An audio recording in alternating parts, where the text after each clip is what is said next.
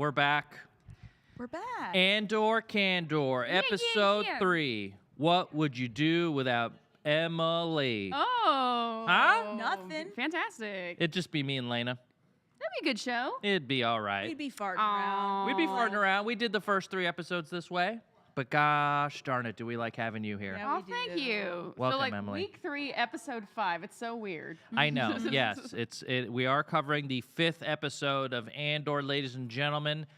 Spoilers ahead. Okay, if you're like our very own Stephanie over here who isn't caught up, you're about to hear some details of what's going on in the latest episode of Andor. Obviously, with me is Lena, producer Lena. Hi. She's going back to back. She's an extra innings. She just did a. Oh, shoot. You did kind of a weird episode of Yeah. feedback today. Yeah, I think I made it really weird. I think I was just like really awkward. You were like and, too close kind to me at times. Yeah. And then you were, you played the Mario trailer 7 times. Yeah, I was just like really obsessed with it. You know, when Yeah. you just like can't stop hearing the same song and you Yeah. just go over and over and over again. You just gotta. Yeah. That's Well, what was kind of happening with that trailer. use this time to like make up for that that whole episode that Okay. you just did, okay? I'll try to be less weird. I'll try just to be a little bit more. and again, respect people's private spaces. Yeah. All right? Or do you feel like you have enough space for me, Emily? Yeah, I just feel like I'm like the peanut butter in a little bit of a tumultuous sandwich right now. Everything's Sounds fine. good. Everything's fine. Emily, welcome back. Thank you. Who are you outfit. wearing today? Yeah. I'm wearing Bad Batch because as you can tell, we have 8 to 9 days until Bad Batch season 2. 0 days since our last blue milk incident. Yes. Okay. So we will count that down, and we will look forward to it. And when there are 0 days left, you'll be here. If you let me talk about Bad Batch, I apologize for Emily the will person I will combust. become. Normally, you're restrained. You're chained up to a desk because if let loose, you'll end up somewhere. You'll make great content. Oh yes. Yeah. But like a bright star, you can, burn out. Yeah, you can burn out very quickly. Guys, Guys, go nuts for these clone boys. we just watched episode 5 of what I think is one of the best shows on TV right now. Let's go around and get your guys' like initial thoughts on the episode and reactions. I love how slow this show is. Yeah. It's so good. I think because we've just been for like I think over a year now, we've just been kind of given the traditional like 6-episode Marvel or 6-episode kind of Star Wars series. And it's so nice to just have an episode. I'm sure some people out there are like, nothing happened in this episode, but like so much did. And it's so much world building and character building, and it's making us fall in love with all of these characters. Oh man. What's his name? Nemec's going down. Dude, you think? you don't write a Oh. manifesto Oh, you without don't make a eventually super dying. cute, endearing dude I who's loved like, him immediately. this is my old communication unit, or like this is my navigation unit, and I'm writing a manifesto, and this is what I believe, and I make models, and I'm a cutie. I'm the youngest little cutie on the bunch. Bye-bye. Yeah, exactly. That spells Bye-bye. death. So long, sucker. That is going to lead into a question I have about sort of who we think is going to make it after next episode. But Lena, what do you think? What are your reactions to it? I liked it. I felt like, again, it's like the slow burn. It felt like the calm before the storm. You know, because we know stuff's gonna go down. Yeah. And I thought there were a lot of great quotes in this episode. Like I Ooh, wrote yeah. down a bunch of quotes. Yes. Like I don't know. I don't want to jump the gun. We'll probably get. Yeah, to we'll it. get there, but it is a great point. I thought the writing was really great in this episode. Something I noticed is just there's a lot of domestic scenes just in the show in general, but specifically this episode, a lot of moms, like the mom and Cyril, and then Mon Mothma and her kid, and then I think we know Cassian has mommy issues, like with Marva from before, which I'm wondering if we'll ever see her come back, but. I hope so. I don't know. I think there's a theme. I'm noticing a theme, and I'd like to see what people think about that. Yeah. All the moms in this show. What's going on there? This is a mom-heavy. Let's get in. This is going to be a Freudian show. Oh. I really, really, really enjoyed this episode. This episode to me was the equivalent of, and ladies at home, you know what I'm talking about. You get home from a long day of work, and you pop that bra off, and you get that big sort of like sigh of relief. You know what I mean? Ugh. He knows exactly what that's like. I know exactly what that's like. It's like the whole episode just had a moment to like really breathe because it's been pretty fast pace, in my opinion, as far as the storyline. There's a lot to cover. But this episode kind of like, we didn't have to go a lot of places, but we just took time with the people that we have. And we got to know people like Nemec. We got to know Skeen really well. Yeah. We got to dive into Cyril and his mother and sort of like the dynamic there. We furthered Deidre's storyline. The only thing we didn't get a ton of was Luthen, which was, we didn't get a Cassian Andor. I mean, when he showed up, I was like, hey! I know. We had to one. get him. We Get get one one moment. moment And he got a nice line at the end. He did. Um, Little anxious dad. Yeah, and so as we know, these episodes are being framed up in like threes. So we know that this episode is supposed to set up the sort of like big one, the big heist next episode. But it didn't feel like we were spinning our tires or anything. It did a wonderful job, like making me care 1,000% more for the people that are gonna sort of do this heist next episode. Yeah. No wasted moments. The writing is. I was watching this show first few episodes. I'm like, the writing is really good. I think the writing here is great. I'm gonna say the writing is great. Oh, you're 100% right. And if we weren't watching things like House of the Dragon and like, this would by far and away be the best thing on TV. We're just in a very cool position where there's so many good things on TV right now. And so I'm such a fan of how they set up a setup episode. And yeah, what do you guys say we get into sort of what happened? Let's do it. Let's get into it. And Stephanie, anytime you want to beep, I will happily be honk you, on me, baby. honey. Yeah. This episode opens up with Cyril eating cereal. Crunch berries. So- like So Oops, one all moment berries. before that is very interesting. Yeah. So as we saw in the previous episode, Cyril lives in a lower district of Coruscant. Kind of like Coruscant is built in a way where it's like the best people are at the top, as we've seen by like Mon Mothma's views. She has this beautiful view of the city, and as we saw in Attack of the Clones and some of the other kind of Star Wars media, I believe Clone Wars and whatnot, the very bottom, the ground level of Coruscant is like scum and villainy. It's where like you have your death sticks. It's where you have all your like slinky bars, where your bounty hunters hang out. So I believe I saw this online. He's actually like when he's watching the sunrise, he can't actually see it. That's the reflection of the sun on another wow. building. So That's he's such a so cool he's detail. so Yeah. low Yeah. that he's still like he was once in a place where he did get to see the sun, and now it's kind of just he is low in his career, and he's back to his lower status. What a tough beat for this guy. Imagine committing to your job that hard and having it completely backfire because you didn't play ball with the lazy farts that you worked with. And now you're sort of downtrodden and beaten back to the point where you got to go live with your mother in her tiny little. Little apartment.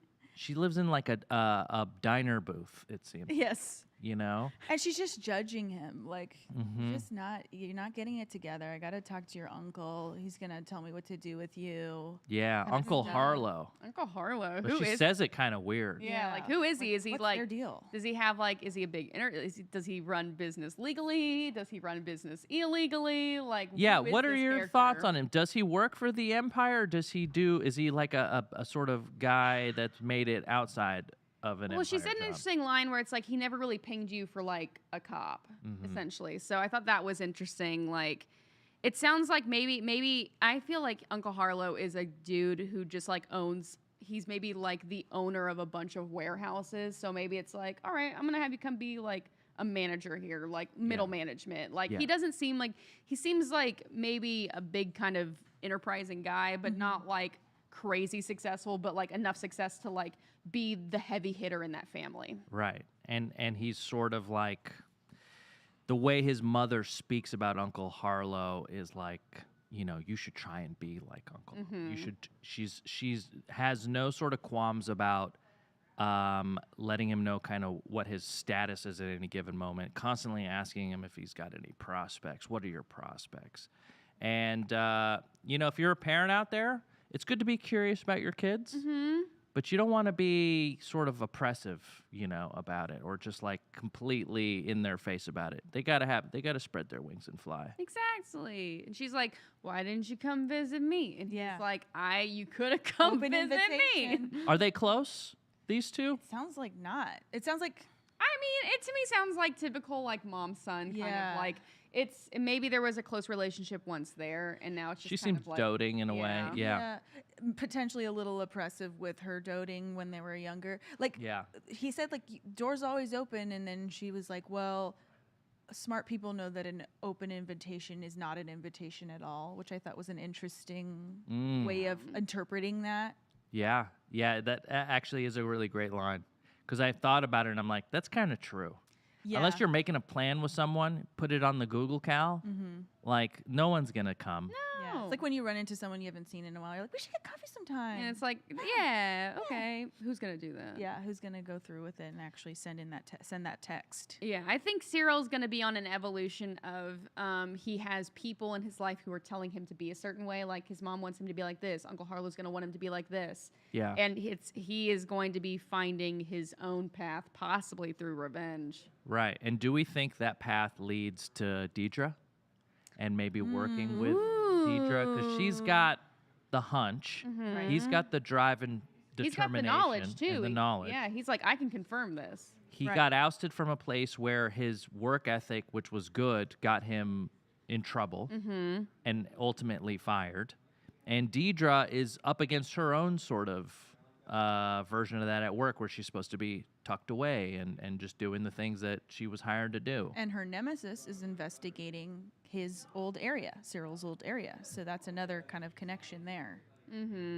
Yeah, that's a great point. I was kind of confused of where. So Blevin, the guy who was Deidre's sort of coworker, sort of rival. Yeah.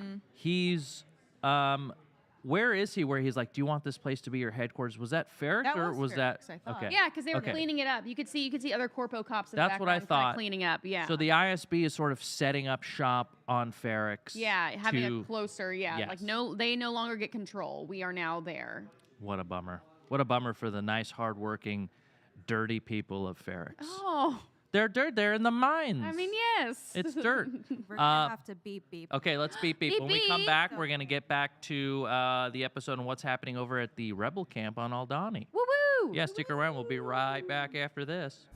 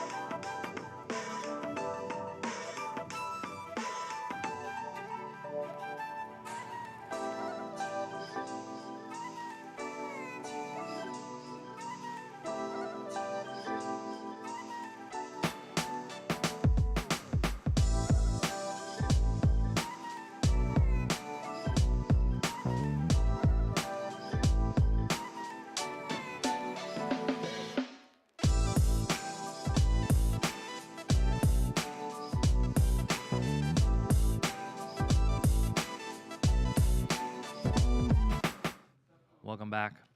Andor, Candor, Kassem, Emily, Lena, recapping episode 5 of one of our favorite Star Wars shows in recent memory.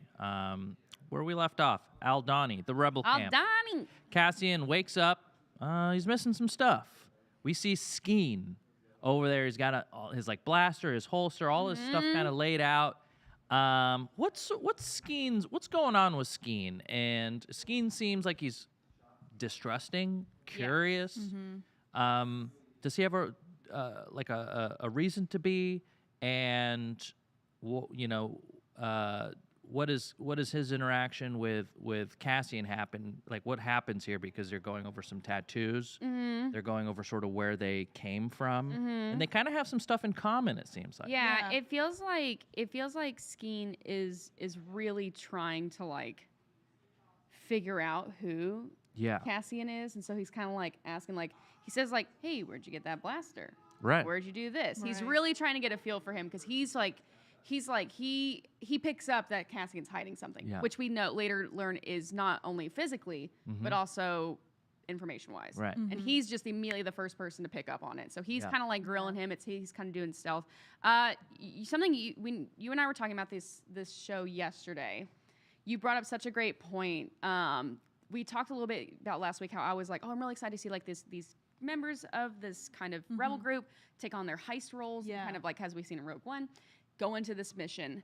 But as we've seen them develop, you brought up that they're much more like the group in The Matrix. They're like that kind of ragtag group of people who got out of the system and are now trying to start their own rebellion. And they're not always agreeing. They're all a little different. There might be like kind of a Judas in there in kind of like who might betray and stuff. So it's like we definitely see those kind of personalities clash in this episode. That's a great point. Yeah, and he asks him sort of about his tattoos, which I think were cool as heck. Yeah. And I feel like that's something you might have some information on. Yes, I did so much information in these tattoos because for me, I'm very much a visual person. I'm like, anytime there's something really cool and visual in Star Wars, I'm like, okay, what does it mean? So the first thing was the crate head tattoo, which is on his chest, which I did a lot of kind of, no one really has a definitive answer about these tattoos, but everyone just kind of has a lot of kind of like inferences to be proved. But you very much see the very most prominent part of that tattoo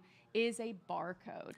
So wherever he was, Skeen was like, he's probably like a rebellious kid. He was probably branded by the Imperials in some kind of prison. We've seen of some kind. Yeah, and where it's like the Empire has reduced him to not a person but a number. And just kind of signifying that like you're really nothing here. And of course a crate being crate dragon. And so it's possible that he was maybe on a prison on Tatooine. That's kind of like the consensus right now. It's like he was maybe on, maybe there's other desert planets that have crate dragons, but maybe some kind of desert Tatooine jail. The also someone brought up so this is then the other one was by the hand, which was the super cool really cool tattoo on his arm that kind of both looks like a black hand and it also looks like a man, which I love. And so there's a few theories around that one. Could have either been like maybe it was a prison group that he was with. By the hand was just like a group that he kind of sided with, and that's kind of like a loyalty tattoo. We have seen other kind of like, we have the Hand of Thrawn is something that exists, but I feel like that's giving a lot of juice towards this guy who is against the Empire.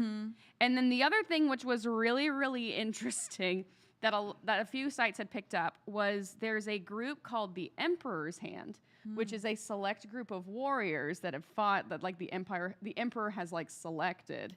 And so, and that's actually like how in the books, that's the organization that Luke Skywalker's wife from the books, that's what she belongs to. Okay. So everyone's like, oh, is this them kind of like, not necessarily bringing her in, but is there that?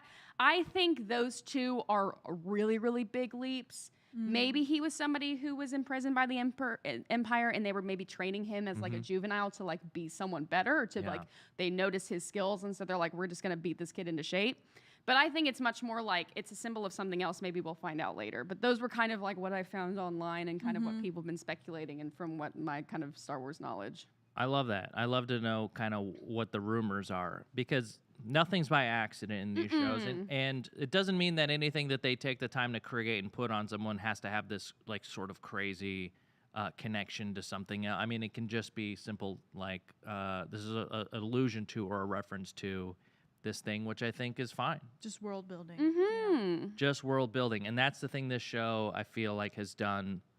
I mean, this is the most believable Star Wars. Oh, it's so real and grounded. My God. And I don't know if that's just because it's like a lack of like weird looking creatures like from the cantina playing like, you know, the jizz flutes. What are they called? I don't Jizz flutes. Jizz flutes. It's all jizz music. It's Right, that's true. It's what they call it. It's canonically called. Abby did a fantastic video on the X-Play channel about Star Wars jizz music. That is true. the reason this show is so good is because it is jizzless. Yeah. Okay. I'm telling you, there is a hokiness to the like Yeah. like the less of that there is, the more serious of a tone this show Yeah. can take. But it doesn't mean that stuff's bad. It's just different. It's just different. Well, I also think I think it's also a pacing thing. It's taking its time. It's not Yeah. like Yeah. here's a kooky bar where people are gonna just here's exposition time and then pew pew pew and then we Yeah. gotta leave the kooky bar and then we gotta Right. go to this other place and we gotta do this here and we gotta go over here. I did find it interesting that like as we're meeting the heist team, I was like, oh, they're all human. Like it's interesting that they didn't have one single creature or other species there, and even like at the empirical camp, like the one that Lieutenant Gorn works at. Again, it's like almost all humans there. Yeah. So I don't know. I just thought that was kind of interesting. That's a good point. And grounding in that yeah. way. We've only seen them in Ferrex so far. Yeah. So I don't know. I just find that kind of interesting. But I did want to mention one of the quotes that I loved from that scene with Skeen and Cassian. Also, Skeen is played by Eben Moss Bacharach. Yeah. He's in The Bear. The Bear. If anybody's seen that on Hulu, he's great at playing like problematic, complicated men that you love anyway. Yes. Please put that on a shirt. He's just great. And so in this Sounds like me. Quite honestly. But okay, so in that scene when they're kind of bonding over their background, he like talks about how his brother, he didn't say it then, but he says about the Empire. He goes, "The axe forgets, but the tree remembers." Yes. And that was the name of the episode, "The Axe Forgets." Yes. Because that is for a lot of people in this episode. Yes. It's so good. And also when you learn later on in the episode that his brother killed himself because the Empire like flooded his brother's Tree farm. tree farm. Pepper tree farm. Pepper tree farm. And how good is the writing that he would use a sort of like tree analogy? He's not just pulling a cool line out of nowhere. It's like Yes. because he has a personal connection to Yeah. it. And like it just sets it, like you said, it just sets him up as like, oh, everybody has, I think somebody else says that in the episode, everyone has a different reason for the Yeah, They Vel have their says own that. personal stake, their own why in this they're doing rebellion. this. Yeah. And for him, it is straight up revenge. I think he is going to go down in like a blaze of like, he's kind of just like, this is it. Like, I take down as many empires as I can for as long as I can. Right. And I think hopefully what the show is going to show us is all the actual sacrifice that went in to the events, not just of the Death Star, but just in general, the forces that are anti-Empire. I would not be surprised if everyone on this crew dies. That's a bold statement. God. And That's a just bold statement. Cassian's the one who gets away. Maybe. That's mean, actually a great theory. I mean, we're like looking for what's gonna get him to turn even more committed into this journey, and that's reminding me of another line. I think again, it was sort of at the end of this scene. Skeen's about to leave, and then Cassian says, "Well, let's just get this done so we can get our reward," or something like that. And then he's like, Yeah, where I'm here to win and walk away. "That's right. Yeah. I'm here to win and walk away." And then Skeen says, "If only it were that simple or that easy." Wouldn't that be lovely? Wouldn't that Yeah. be lovely? So that was like a moment of like naivete from like Cassian. Cassian, You know, He's worked on He his own for still so long. Yeah, he doesn't quite get it. exactly. And it just so happens that Nemec is writing a manifesto that houses on paper all the ideals in the ideology of the rebel uprising. Real fast, there's a scene with Mon Mothma at her home, and her daughter's coming down, and like wants to give her a ride to school, and like a very uncomfortable scene for me. I don't know if it's just hitting close to home or not, but like she has zero support from her husband, Perrin. Her daughter doesn't like her. It seems like her husband has pitted Yeah. her daughter against him. He's the fun Her? dad. He's fun dad. Yeah. And I think too, like, I think Mon Mothma, she can't be honest with her family. She can't be honest with her ideals. She can't be honest with what she's fighting for. So she kind of has to like, she's trying to protect the whole group by protecting herself. And like her daughter's picking up on that. And it's like, you just want to drop me off so you look good because Right. you are not connecting with me in any way. And That's the sacrifice she's making. exactly, her daughter's not wrong. Her mom, Mon Mothma, is putting up a front here. She needs to be seen a certain way because ultimately the big sort of, and her sacrifice to the cause is her family. Like, Yes. she is letting go of any sort of idea of what a traditional home life and a happy family would be. Also, this was something we talked about it last week about how unhappy their marriage was, and we speculated that maybe this thing was arranged. They did confirm it. Yes. They did confirm their marriage was arranged. And she was like, what, 19 or Yeah. something when they got married? Oof. Yeah, so. You're not even fully formed at 19. No. Sorry, apologies to all you out there that got married at a young age. I'm sure it's working out. It's On that note, Oh. Think about your marriages. We're going to take a quick commercial break. And when we come back, hopefully you're still married. We'll be right back after this.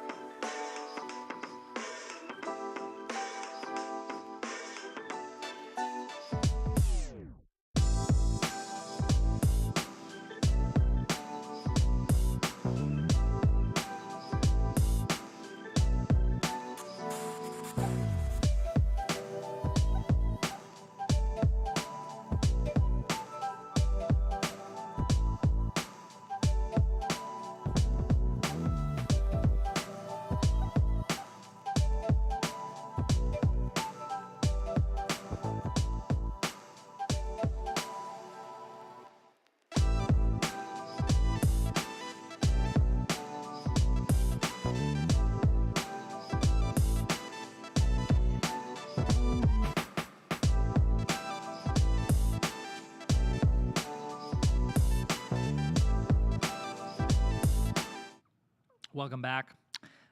During the break, we just were like, we never left. We were just continuing to talk about the show. You brought up something when we were talking about the quote, the axe forgets, but the tree does not, and the tree remembers. You had a great sort of point there. Yeah, in that same scene when Cassian is showing Skeen, or Skeen's asking about, hey, like this is like an Imperial, like this is a licensed gun. This is like a gun with a name to it, or like it's got an insignia, or like where did you get this?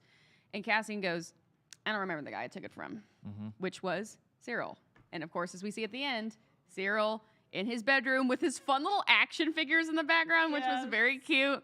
Cyril is looking at that hologram of Cassian, who now looks like how he did in that kind of aged up image. And so it's just like Cyril himself is a tree that has remembered the things that have done to him. So Cassian, while we ultimately side with Cassian and his struggles, we are also seeing like this is the kind of chain effect that one character can have on a completely other character, even on the other side. Yes. Yeah. And also don't underestimate. So the Empire is going to underestimate the rebellion, but even the rebellion can underestimate people like Deidre and people like Cyril. Oh, 100%. It's a never-ending loop.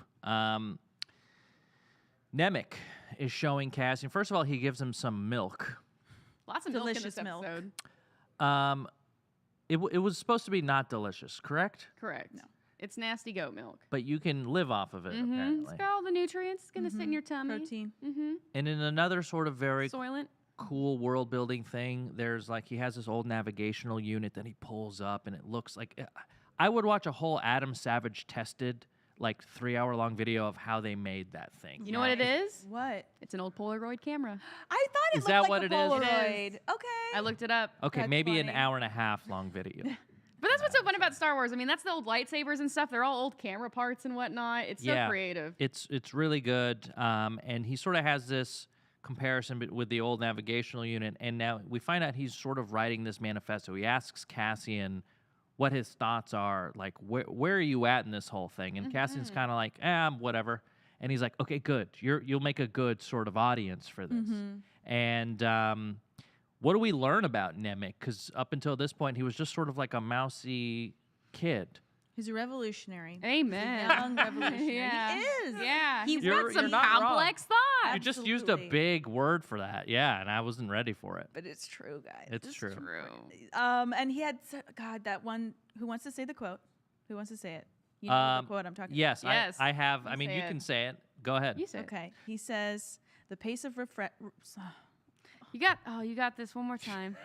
Do it as Sly Stallone. Oh no!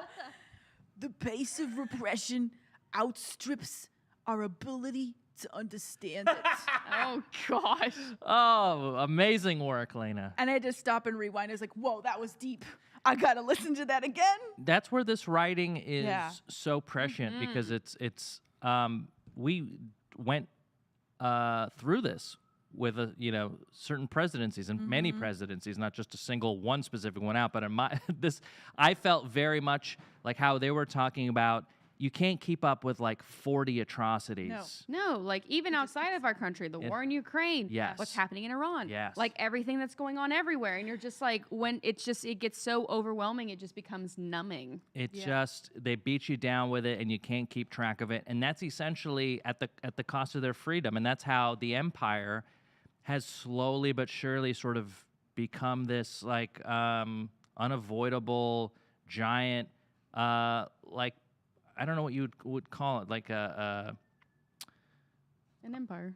yeah, it is an empire. I was trying to find another word No, for but I empire. think, I mean, for me, it's like this is just kind of like this monotonous force, that is just like monotonous force, it's- something it's bad. just- and you're carrying a rock on your back. Yeah, and like just especially in the series, we just kind of get constantly reminded again and again about how this empire is just proponent of ecological disaster, does not care what they do. They're gonna Displaces local people. displaces indigenous people, and then just is like, oh, we want to partake in their culture, even though like good thing only about 100 of them are coming back because they smell, and you're just like, oh Yeah. my gosh. Yeah, that is Messed up. it's a fun scene where we get Lieutenant Garn out there on top of the dam. That dam's breaking. I'm calling it. Oh yeah. Just even when we see the model on fire, I'm like, Whenever we see a dam in a movie or TV show, I feel like it has to break, gotta break. right? It's a symbol. It's a symbolic action. The dam that is the empire will be broken, albeit a small crack. Mm-hmm. Will get bigger, and once that water finds its way through, it's just gonna explode exponentially and destroy everything that's ever been built. Follow me, my manifesto. Oh. Yeah, so we see sort of them getting ready for the heist. Tamarin's doing sort of these visual exercises with Cassian. He's like, "Hey, you gotta act like a soldier. You gotta dress like a soldier, walk like a soldier." They're doing this formation thing. Something happens here where Cassian's like, "You should be on the left side." And it's such a fun way to show that Cassian has this sort of he's like tactically so much Observant. more knowledgeable Yeah. than the rest of these guys. Everyone else is there for the cause, and they're passionate for the most part of what's happening. Cassian, as we know, is just there because he's been promised a shit ton of money. But Luthen knows he needs to be there for this to be a success because of the skills that Cassian has that the others don't. Yep. Like there's the scene where he's asking Vel and Tamarin about like the ship, and he's like, "Okay, like is the ship mounted?" They're like, "Yeah, but like where's the gauge?" And he's like, "What? Like why would you ask me? How are you guys? What were you gonna do if I wasn't here?" Right. And it's such a fun scene that shows like Cassian isn't ready to like die for a cause yet. He wants to do everything that he can to make sure this operation is a success. That's why he's worked on his own for so long. He's worked on his own, and he can't believe that like this sort of detail like wouldn't go unnoticed. Like it's very clear that they need him. Yep. And he's like, "All right, well, I'm flying it. Like, say whatever you got to say to the guys, but I'm not putting my life in your hands." And she's like, "Yeah, all right." You know, Yeah. and it's such a fun way to like shape and color in these characters because now everyone is so distinct, and then you're just gonna put them all together and like throw them at the Empire, and like I like can't wait for this next episode. We also see when Lieutenant Garn's up on this dam that they have a plan to like turn that whole thing into an airbase. Yeah.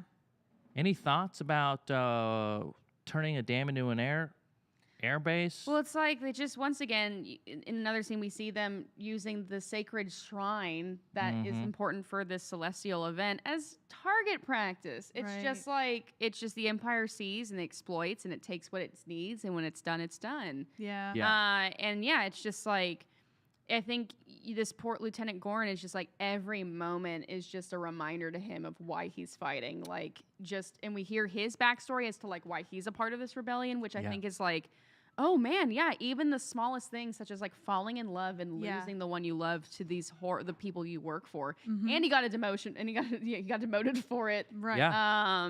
God can definitely just like, and it's just like, you never know what will take someone or break someone and then turn them against you inside your own company.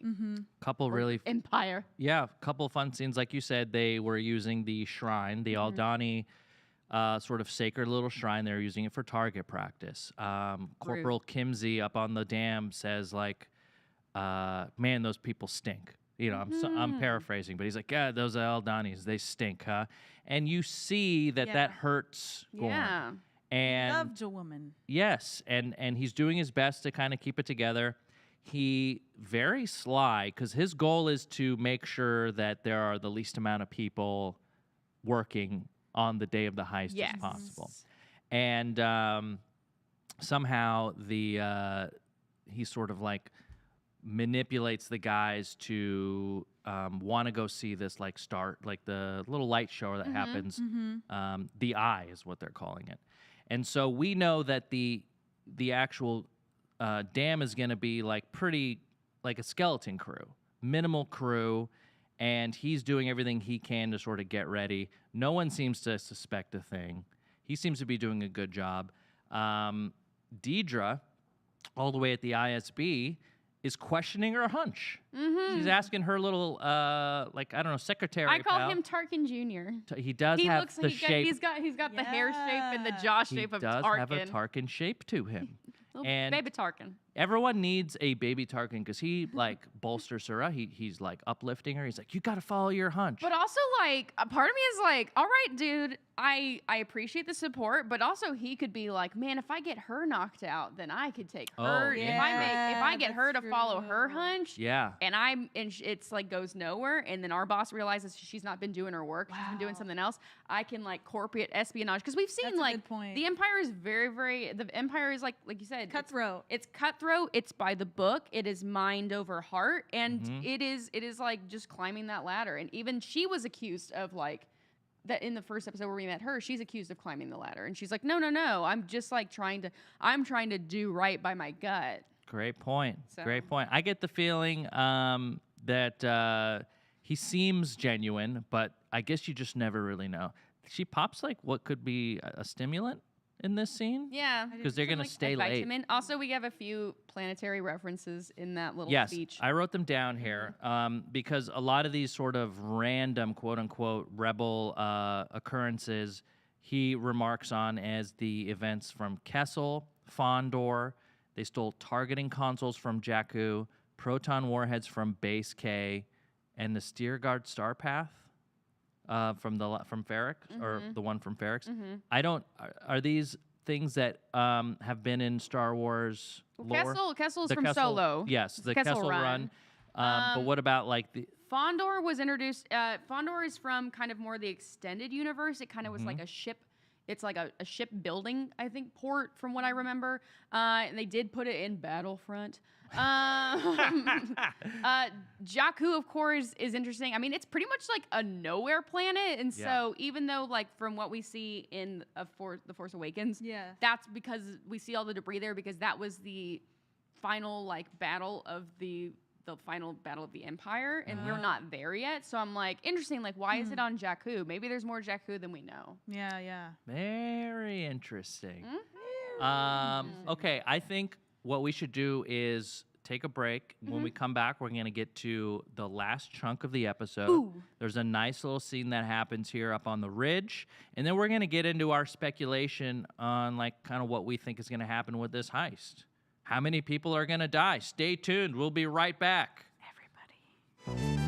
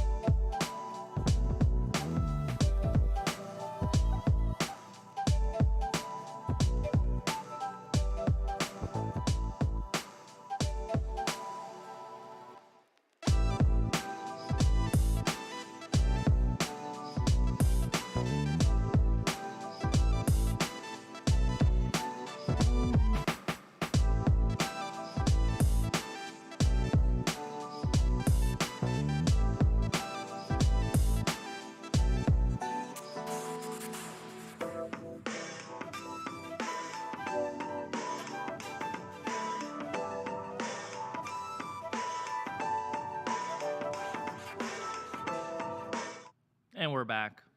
Andor, Candor. It's me, Kassem G. Mm-hmm. Emily Rose Jacobson. B2 Emily. Lena Puh.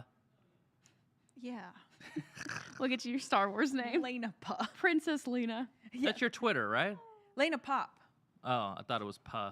It's just Lena Puh. I mean, Sorry. it's my fault No. for creating that Twitter Right. handle 11 years ago. That was Lena I really Pop. regret doing that. Listen, we're almost done with the episode, but a big scene happens here. Mm-hmm. Skeen. This Skeen. whole episode is just like heavy. he knows Cassian is hiding something. He's looking through his bag in the beginning of the episode. There's another sort of quick little scene where he's holding one of Cassian's bags, and Cassian's like, "Don't ever," you know, Don't touch my stuff. don't ever. And it's like, all right, dude, like you obviously have something here. Yeah. And What then- are you hiding? What are you hiding? Like you're not here for a cause. You don't seem to like really care about the rebellion too much. You're being very vague about where you're from, who you got the blaster. What's the deal? So he finally realizes snaps, yeah. he cuts off the necklace and he has that kyber crystal that Luthen gave him, and he's like, voila, I found it. Who would come here with a sky kyber crystal worth 30,000 credits, which, by the way, Luthen said don't take anything less than 50,000 credits for. But I don't think at that moment Cassian's like, it's actually worth 50, dude. Yeah. I'm a haggle. And what happens in this scene? He says, "Who would bring treasure to a robbery?" Mm-hmm. What a fun line. Good, juicy lines Yeah. in this episode. Yum, yum, yum, yum. Oh, that's me vomiting. It's too good. It's too there's rich. there's too many lines I've eaten. Yeah. There is a Sky Kyber is interesting because Yeah. it's the first time we have it really, really referenced. And it might be a new type of Kyber that Andor has now introduced into the world. But something I didn't mention last week that I did want to mention, it is a blue Kyber crystal that could refer to the sky color. That's where it gets its name. Or, like, as we know, Kyber crystals that Jedi use to create a blue lightsaber are the symbol of guardians. That is the color. Each lightsaber color has a specific meaning, and blue is the color of guardians. well, it's a very nice crystal, and Skeen is very surprised to find it. A And- gold chain. And so I think Skeen's angle is like, this guy's here to sabotage us because he's not here for a cause. He already has money. Why else would he be here? And I think Diego's so smart that he knows at this point he's going to lose the trust, and his life is also in their hands. Yeah, if He has nobody's to- together on this thing, everyone's Exactly. going down. Yeah. He has to explain himself. And at this moment, he goes, all right, look, I'm being paid. That's my Cassian. It's a pretty good Cassian. Okay, I'm being paid. Wow. Pretty good, right? Really good. Yeah. And they seem to sort of like be okay with it. They really don't have a choice, but it does seem to explain. I think just the honesty. It's like there was almost a sigh of relief of, okay, this might be the first honest thing we've heard from this guy. So like he's not going to betray us. Right. And they ask Val, did you know about this? She's like, yeah, I kind of had to, but I didn't want to. It was either the heist happened or it didn't. This guy apparently had to be here. Right. And there was a line where like, Cinta, did you know? And she's like, no. And they're going to have a little chat about that later, aren't they? In Yeah. bed. Yeah. Relation, yeah. So there's They're going to be sleeping back to back. Quick sidebar: we've Yeah. got gay lesbians. On the show. lesbians, space lesbians, space lesbians, Gay lesbians. Sidebar, we have lesbians on this. lesbians. Gizzy lesbians on this show. Well, Cinta and Vel, because earlier, Very Skeen- subtle. very very subtle. Skeen informed Cassian that Vel is sharing a blanket with someone. Oh no, it's Cinta. Oh, Cinta's Cinta's already sharing a blanket with someone. And it's like, ooh, who's that person? And then later, when Cassian was talking to Cinta when she was dressing his bandages, he was like, you're a healer, you're a natural healer. And I don't know if it was necessarily flirty, but Vel. You're a seemed natural healer. jealous. Yeah.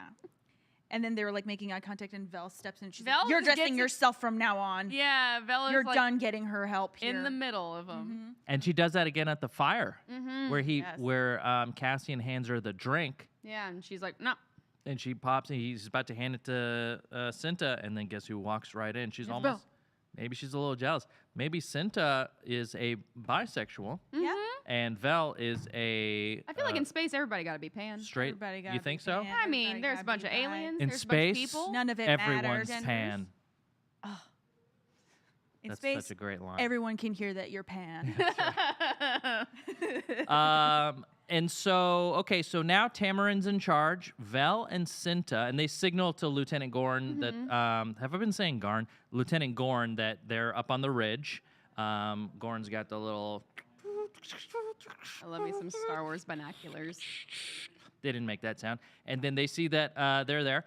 And Tamarin's now in charge. Vel and Cinta, we don't know what they're gonna go do. Let's talk yeah. about, my girlfriend made a comment. Oh yeah, what was your girlfriend's comment? My curious if girlfriend it's- thought, Ashley, shout out, this is your thought. She thinks that they're gonna go seduce some That's of the my thought too. some of the officers that work Because- in the base. Because we have seen Yeah. female Imperial officers in other areas of Star Wars and other areas of the Empire. Battlefront 2, female, she's the lead of that game is a female Imperial. We also have our friend who is part of the ISB. But on this base alone, we haven't seen any That's true. women. That's true. And so, These and guys also, are horned up. and also too, we hear about how Captain Gorn or Lieutenant Gorn fell in love with a woman, a local woman of the planet. So, my guess is either I think they brought guns with them. They're probably going to stow those away.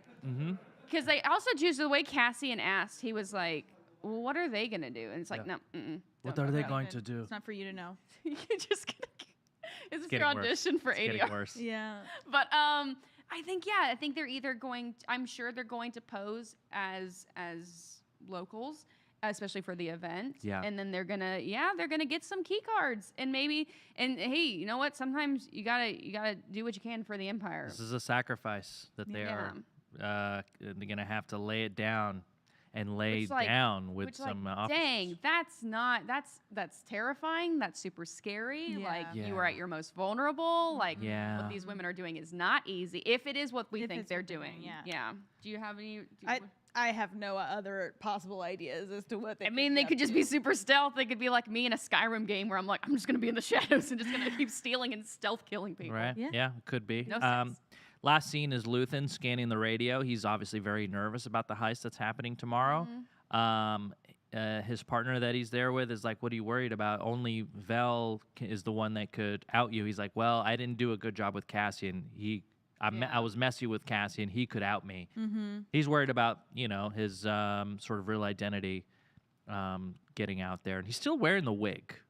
You think he has to shower with it whenever he's on Coruscant? I wonder if there's security cameras in that store, obviously because of all the valuables, and so even he has to be always on in that store. Oh, I think just like in Coruscant City where everyone watches, you're just like 100% on. Yeah. I love thinking about Also, him maybe sleeping with the wig. It's just all ruffled in the morning. God damn it! And just adjusting it in the morning. Well, also too, like maybe he's just also like he is thinking he's playing 4D chess with us because I'm sure he trusts this assistant in their gallery, but maybe this is the only way she's seen him. Yeah, so he doesn't want to reveal his other kind of looks outside of that. Full immersion to protect her. Yeah, because it could protect her, to protect himself, because she could oust him. Yeah. He is like over here being like I said, 4D chess just everywhere. Yeah. Also, he thinks he looks way sexier with the wig. I mean, he kind of does. I mean, he's looking like Phantom Menace Palpatine. I'm sure Palpatine started a trend. Senator, the swagger that he has when he has that wig on. Oh, you gotta be. If you're an arts dealer, oh man, this man's gotta sell. So he's gotta be charismatic as heck. Yeah. And that's gonna be the last scene. I mean, next episode, from what I understand, is gonna be the big heist. Oh, yeah, and you had another point about the sort of metaphor of the tree. Never forget. Axe. So forgets the tree. Let me say it correctly. The axe has it's like it's drunk and it blacks out. And the tree is like an elephant. Yeah. And it always remembers. I think that's word for word. That is 100% word for word. Yeah. But that quote reminded me of a little scene in a movie that is near and dear to my heart, which is Street Fighter. That's right, the live action. With JCVD? Yeah, with Raul Julia. Raul Julia's last film he ever did. Ooh. Yeah, he had cancer. His like grandson asked him to do it because he loves Street Fighter. Oh, I would have just thought if that was your last movie, you just quit acting after that. That's No, why it was his last well, movie. he did kind of. Okay. Anyways, Oh boy. Rest in peace, but sir. there's a great moment between Bison and Chun-Li. Like I said, Bison played by the amazing Raul Julia, where he's like, because Chun-Li is basically saying like, you came into my village, you killed everyone. That day changed my life. I've been out here, I've been training. I want to fight you. I've been wanting to take you down. And he's like pouring himself a drink, and he's like, to you, this is me trying to do Raul Julia. Yeah, good. We're all about accents today. Yeah. This was the day that M. Bison changed your life forever. But for me, it was a Tuesday. Like, it's such a while, but it just reminded me of like, like to some people, it's like something is everything, but like to the axe, it's nothing. Yeah. That's an incredible line. And So may good. he rest in peace. Yes, Raul Julia. Forever. Do we think this team is ready for the heist? Do they seem God. I like think they're as ready as they can. They have taken precautions. They're doing drills. They're not sitting around doing anything. They're going over vocab. Love a vocab lesson. They had no flashcards, but they were doing vocab. They're practicing infiltration. They're just going over everything. They're making sure they got everything down. They're burning the model. Yeah. They're as prepared as they can be. Are they gonna make it out? No. Well, who makes out of this? I think just Cassian. I was hoping more, but after you said that, I think you're right. I think that's not a bad. Okay, listen to this. And it makes me sad because I love all of these people now. I think Manifesto Boy. After one episode and a half. Nemec. Nemec is gonna get the worst. I hope he's gonna trip over a branch. On. No, they're gonna like cut his throat, or it's gonna be something real nasty. It's gonna be real bad. He's our sweet. Anytime a character you know the most about a side character, it's like, well, they're gonna die. I hope his manifesto lives on. It obviously will. I bet you $10 Cassian picks it up and like takes it with him. And it changes him. He was the perfect He audience. definitely takes it with him. I don't know if he becomes a devout rebellion. I bet he gives guy. it to Lucen and is like, hey, here's the remnants of your team. Yes, we know that Cassian's hero's journey is kind of still starting. And wouldn't it be a great part of his story if he joined this team of rebels to sort of steal this Imperial payroll? They had this whole plan. He was working with people who all died for the cause. That they actually believed in. That they believed he in. Was just there to be paid for. And wouldn't that sort of cinch up his beliefs a little bit tighter? Maybe I should be doing, maybe this cause was worth dying for. Maybe that just gets him a little further along the sort of arc that he's going to be in at the end of Rogue One, which is, I'm dying for this cause. Yeah. But he's not there yet. But he is. These are the experiences that he's lived in and is going to live in that lead him to be the man that he is at the end of Rogue One. Amen. Amen. It's going to be real sad. It's going to be real pretty when we see that big Oh, it's gonna be celestial good. I wanna event happen. see I'm really excited to that. see how they do that. Yeah. I feel like maybe our CGI hasn't gone to our, like you said, our glop shittos, our jizz players. But in they- fact, they our saved on that our budget. CGI will be going to our celestial event, making that look as cool as possible. Yeah, and I for one am excited to end this chapter and then see what the next three are. Yeah, Gonna where is he be. going to go next? Where's don't know. Mon Mothma going to go next? Where is Cyril going to They go didn't next? have that dinner. Did they just gloss over the dinner? They probably They had to skipped cut over the the scene. dinner, and then he mentioned a guy in the because they talked about a dude in the car ride Yeah. back. Also, we keep mentioning this driver's Cloris. name. We are What's his really hitting Cloris. deal? Cloris is either an Imperial spy or perhaps maybe someone in the rebellion that is now trying to help Mon Mothma. I feel like it's got to go one or two ways. It's gotta Also, go. her husband is now kind of like, you've been putting funds in a charitable cause. in a new charitable cause. Why didn't you tell me about this cause, wifo? Yeah. And she's like, well, you kind of are a dick, and you don't really. I don't think you would like it because you like partying with.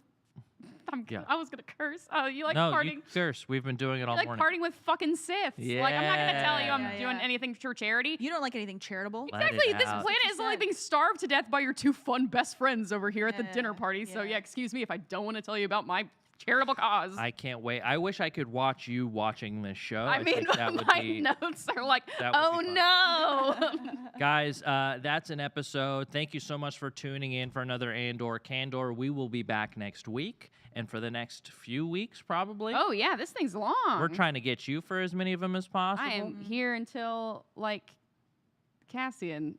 I die on a planet devoted to my cause. Yeah, we're here every week because I'm being paid. Where can we find you online? You can find me at frankly_Emily on the Twitters. It's where I share all of this cool stuff I'm a part of, especially all my X-Play projects. We got a fun project coming out this Saturday on the X-Play channel in honor of Fallout 25th anniversary, which is today, October 7th, Oh, wow. 1990. No, yeah, October 7th, 1997 is when Fallout first came out. I had That's just crazy. started high school. No way. Yeah. I'm not going to tell you how old I was. Yeah. I was busy doing drugs. And also, I'm working on a project with you coming. We're going to be doing next week. High-profile secret project. May want to call someone. Don't spoil it. You I mean, son of a Leffler's bitch. already kind of Okay, yeah. mentioned stuff in the past. But Well, that's all. That's all we'll say. Lena, where can we find you online? You can find me on Twitter at a very easy to spell handle LEYNUHPAWP.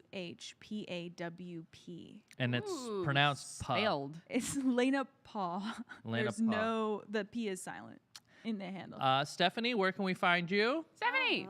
Well, I spookified my socials, so Oh, great. Oh, me too. What's yours? so I was in a horror short, and so I replaced my face with the creature. and it's Oh, very spooky. It's very terrifying. Yeah. Okay. I just check it did out. Boomily Boom. Rose. And then we have a special episode of Name Your Price tomorrow, live from TwitchCon Mhm. at 2:30 p.m. Pacific Yeah. time. Make sure you tune in for that. We have a episode of Fresh Ink Woohoo. coming out Oh, today. She-Hulk episode 8. All my She-Hulky fans, this is a hell of an episode. I think it's my favorite so far. It's been my and your favorite so far. Spoiler, Daredevil's in it. And what else? We've got Attack of the Show comes back next week. Woohoo. Feedback Yes. is here every morning at 10 with Lena, Case, and Fiona will be back next on week. Monday. Yeah. And what else? Did I miss anything else? We're doing some X-Play stuff next week, too. We Mhm. got some fun stuff in the works. We're finalizing it. But, yeah, always video games, always fun times. Thanks, guys. If you're watching this and it's not live and you're watching it on YouTube, click a like, leave a comment, tell us about your thoughts about the show, any wild theories and speculation that we can use to talk about here on the show. Next week would be great. And yeah, your comments and the support that you give us goes a long way. So we really do appreciate it, and we read the comments, all the good ones. And we thank you so much, and we'll be here next week to do it all again for you. All right, guys, have a good weekend. Yeah. Ladies and gentlemen, the weekend. And